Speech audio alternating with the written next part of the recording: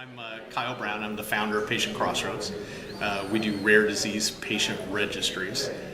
What that means is patients provide detailed medical information, genetic test results, confirmatory testing, and then we take that information and make it broadly available to whoever needs that data to further research. Part of the challenge that we see is that there's academia, pharmaceutical companies that are going to invest time and money doing research in rare disease. But if you are a rare disease organization and you don't have the ability to quantify the patient community, how can you invest expect a pharmaceutical company, for example, to invest hundreds of millions of dollars in research unless they can at least identify how many patients there are that have that disease, what their medical history is, more and more what their genetic makeup is. So we actually collect that information, partnering with advocacy groups to make that data freely available to whoever needs it.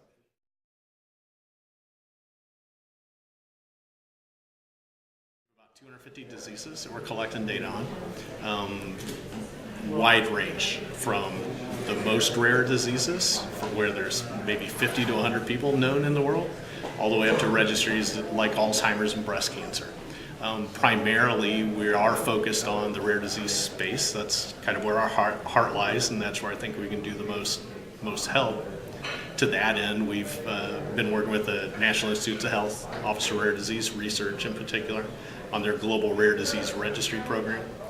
And that's really an opportunity for us to help advise these small organizations how to collect patient-provided information in a common manner, so that you can make it shareable. The problem is if everybody collects their data using their own questions or collecting different data elements, even in a single disease, there's no way to share that information. So you end up with little pockets of data that are largely inaccessible to researchers. So through the NIH program, we're able to develop best practices, common data elements, which we make freely available to whoever would be implementing a patient registry, so at least they can collect that data in a common fashion and then share it with this global rare disease registry program that is actually aggregating that data. The goal of that is to identify pan-disease similarities. Like in Down syndrome, for example, often Down syndrome patients develop early onset Alzheimer's. So if we study Down syndrome patients, could it eventually lead to some discoveries in Alzheimer's? So the idea is pan-disease analysis is enabled by collecting the data in a standard fashion and sharing it.